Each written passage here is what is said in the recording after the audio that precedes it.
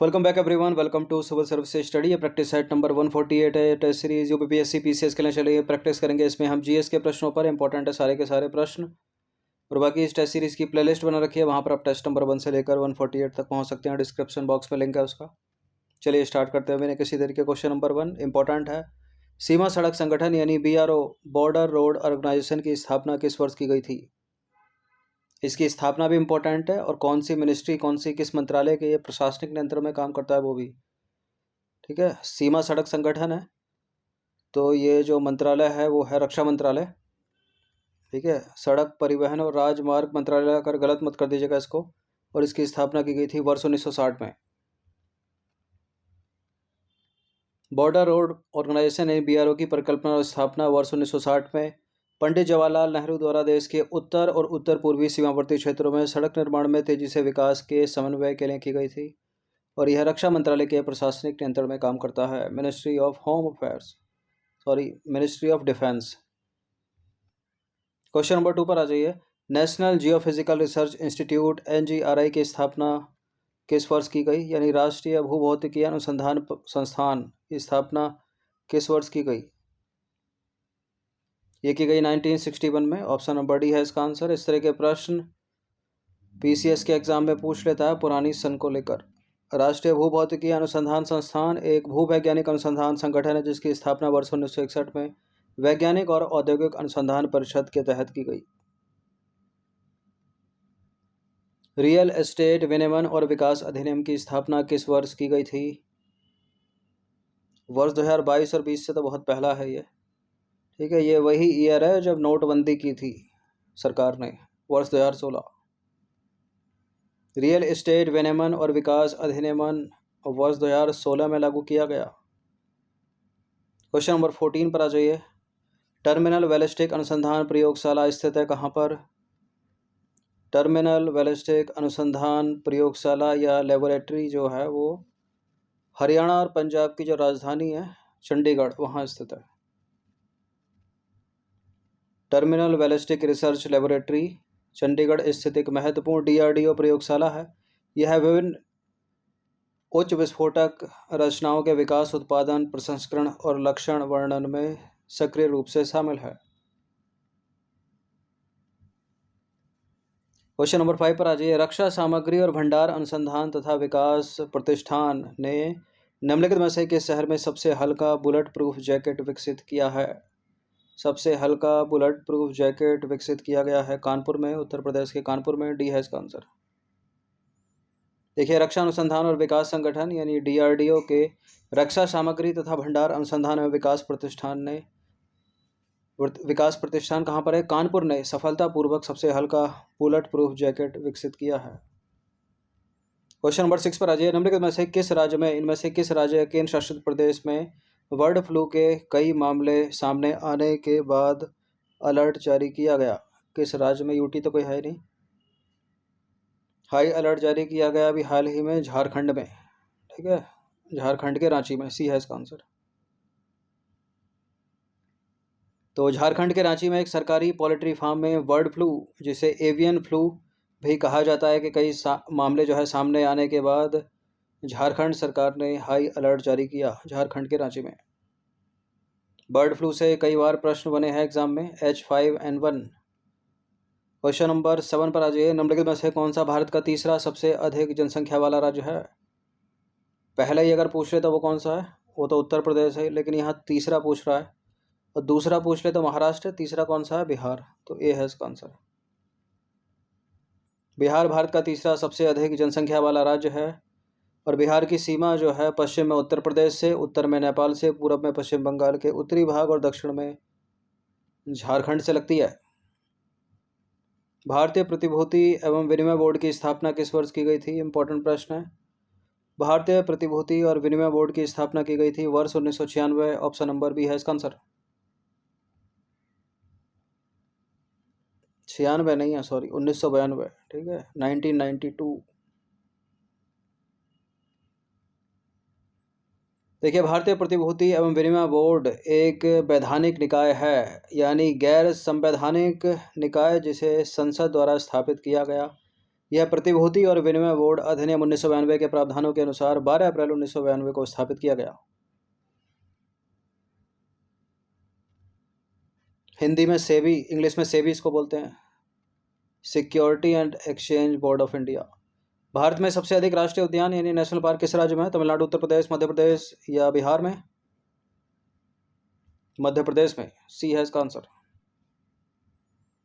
देखिए, भारत में सबसे अधिक जो राष्ट्रीय उद्यान है यानी नेशनल पार्क है वो है मध्य प्रदेश में। मध्य प्रदेश में राष्ट्रीय उद्यानों की सूची यदि हम देखें तो बांधवगढ़ राष्ट्रीय उद्यान जिसकी स्थापना हुई थी 1968 में, डायनासोर फॉसिल राष्ट्रीय उद्यान 2011 में स्थापना, फॉसिल राष्ट्रीय उद्यान 1983 में स्थापना, इंदिरा प्रदर्शनी पेंच राष्ट्रीय उद्यान 1975 में स्थापना, कान्हा राष्ट्रीय उद्यान 1955 में स्थापना। इसके अलावा माधव राष्ट्रीय उद्यान 1959 में स्थापना, पन्ना राष्ट्रीय उद्यान 1981 में स्थापना, संजय राष्ट्रीय उद्यान 1981 में स्थापना, सतपुड़ा राष्ट्रीय उद्यान इसकी स्थापना भी 1981 में। तो पन्ना राष्ट्रीय उद्यान, संजय राष्ट्रीय उद्यान और सतपुड़ा राष्ट्रीय उद्यान इन तीनों की स्थापना की गई मध्य प्रदेश में 1981 में। और एक है वन विहार राष्ट्रीय उद्यान, इसकी स्थापना हुई 1979 में। क्वेश्चन नंबर 10 पर आ जाइए। निम्नलिखित में से किस वर्ष में कूनो वन्यजीव अभयारण्य की स्थापना की गई थी? कूनो वन्यजीव अभयारण्य पिछले 3 वर्षों से चर्चा में है, जब से नामीबिया से चीते लाकर इसमें रखा गया। कूनो वन्यजीव अभयारण्य की स्थापना कूनो है 1981 का, ऑप्शन नंबर ए है इसका आंसर। तो कूनो राष्ट्रीय उद्यान को वर्ष 1981 में एक वन्यजीव अभयारण्य के रूप में स्थापित किया गया। यह मध्य प्रदेश के श्योपुर और मुरैना जिलों में स्थित है और ये जो क्षेत्रफल है इतने क्षेत्रफल को कवर करता है। क्वेश्चन नंबर 11 पर आ जाइए। स्वतंत्र भारत का पहला विधि आयोग किस वर्ष स्थापित किया गया था? कब स्थापित किया गया था? 1955 में, ऑप्शन नंबर डी है इसका आंसर। स्वतंत्र भारत के पहले विधि आयोग की स्थापना की गई थी वर्ष 1955 में और 3 वर्ष की अवधि के लिए की गई थी। क्वेश्चन नंबर 12 पर आ जाइए। लोकपाल एवं लोकायुक्त अधिनियम की स्थापना किस वर्ष हुई? ये तो सभी को पता होगा इसका आंसर, वर्ष 2013 में।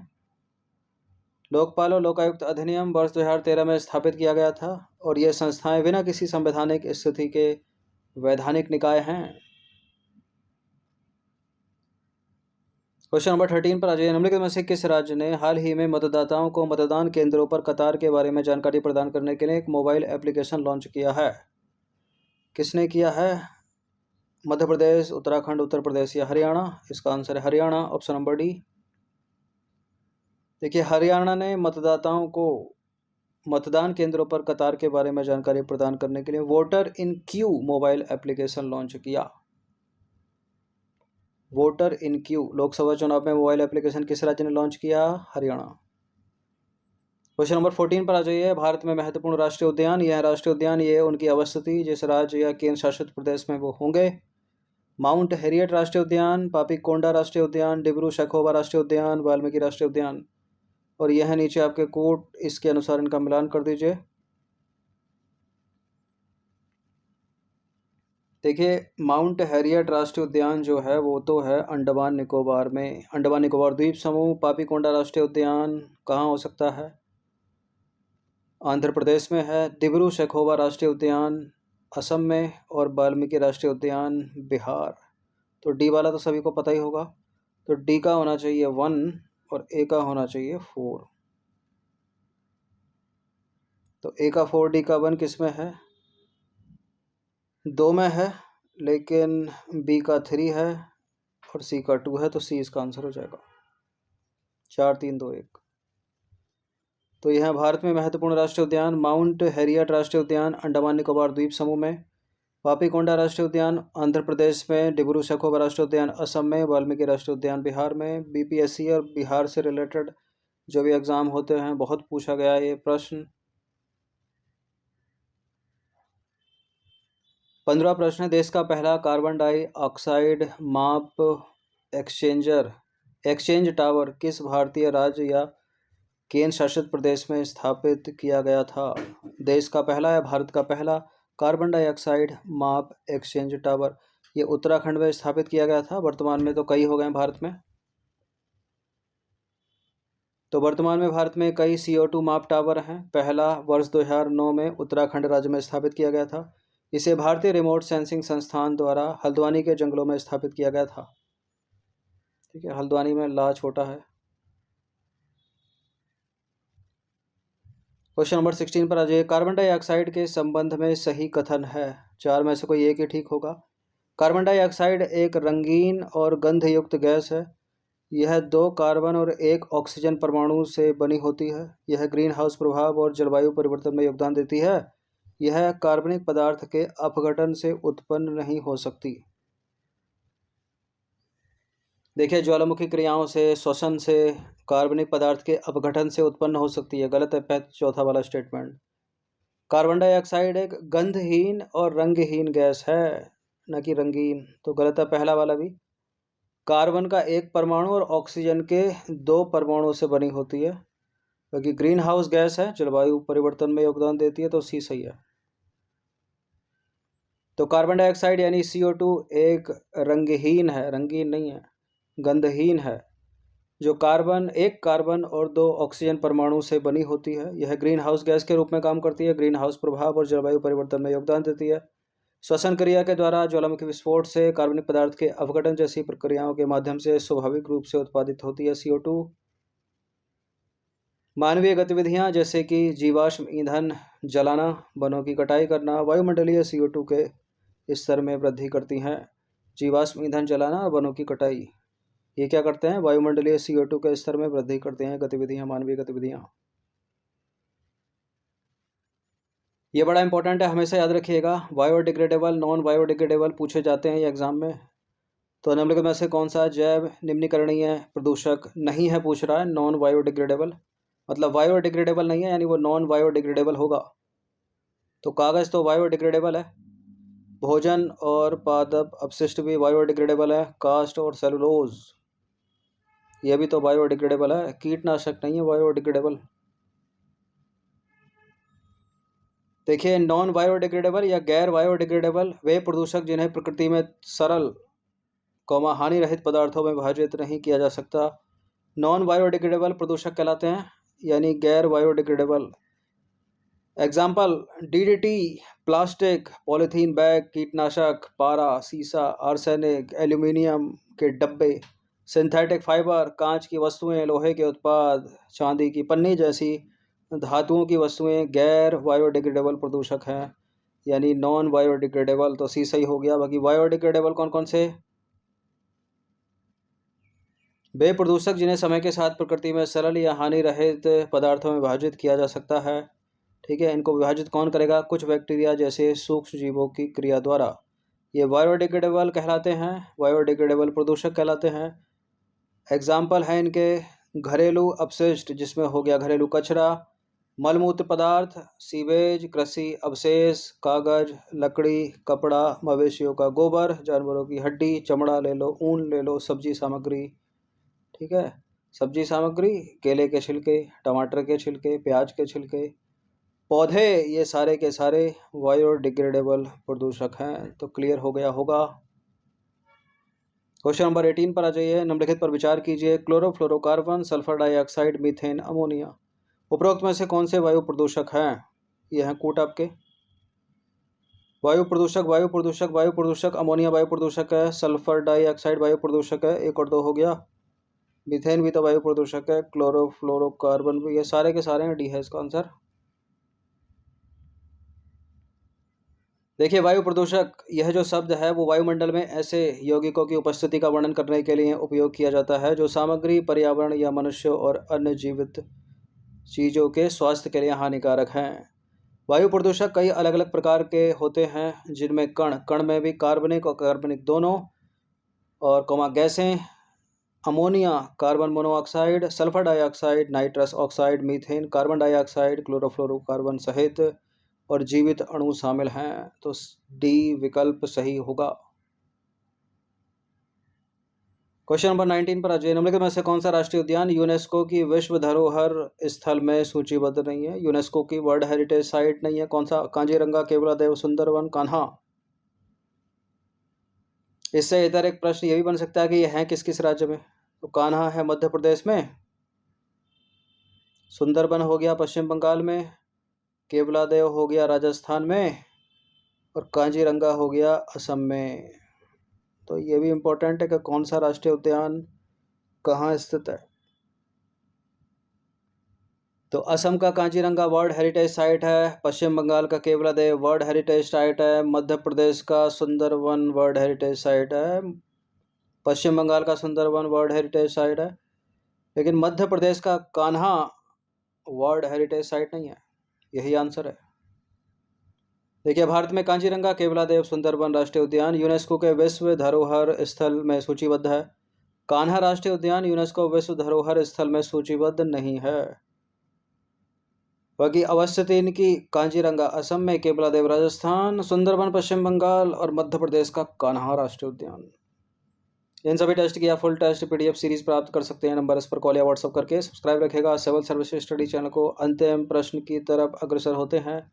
इंपॉर्टेंट है प्रश्न। निम्नलिखित में से कौन सा सबसे स्थिर पारिस्थितिक तंत्र है? घास भूमि पारिस्थितिक तंत्र, समुद्री पारिस्थितिक तंत्र, रेगिस्तानी पारिस्थितिक तंत्र, वन पारिस्थितिकी तंत्र। सबसे स्थिर, ये पीसीएस में पहले भी पूछा जा चुका है प्रश्न, यूपीएससी सिविल से भी पूछा जा चुका है। ठीक है, और समुद्री की जगह महासागर थे वहाँ पर ऑप्शन में, तो समुद्री पारिस्थितिक तंत्र या महासागर सबसे स्थिर पारिस्थितिक तंत्र है। समुद्री पारिस्थितिक तंत्र यह सबसे स्थिर पारिस्थितिक तंत्र है। ये लंबे समय तक स्थिर रहते हैं, जबकि अन्य जो स्थलीय पारिस्थितिक तंत्र हैं वो जैविक घटकों में परिवर्तन और उत्तराधिकार का अनुभव करते हैं। समुद्री पारिस्थितिक तंत्र जो है अपनी प्राकृतिक द्रव प्रकृति में खारा है, घुलित ऑक्सीजन इसके जल में होती है, प्रकाश, ठीक है, और तापमान के कारण जाना जाता है। स्थिर पारिस्थितिक तंत्र की बात करें तो किसी पर्यावरण को तब स्थिर माना जाता है जब उसकी संरचना और कार्य लंबे समय तक अपरिवर्तित रहते हैं। इनका पैमाना बहुत बड़ा है। इनका किनका? समुद्र का, महासागरों का। इसलिए महासागरों में अल्प परिवर्तनों पर ध्यान केंद्रित करना आसान नहीं है। इसलिए समुद्री पारिस्थितिक तंत्र या महासागर का पारिस्थितिक तंत्र इसका आंसर होगा सबसे स्थिर पारिस्थितिक तंत्र। अच्छा, सबसे ज़्यादा उत्पादकता अगर ये पूछ ले, प्रोडक्टिविटी किसमें, ये भी तो प्रश्न पूछ लेता है, तो वन पारिस्थितिक तंत्र में। ठीक है, वन के बाद घास भूमि। ठीक है,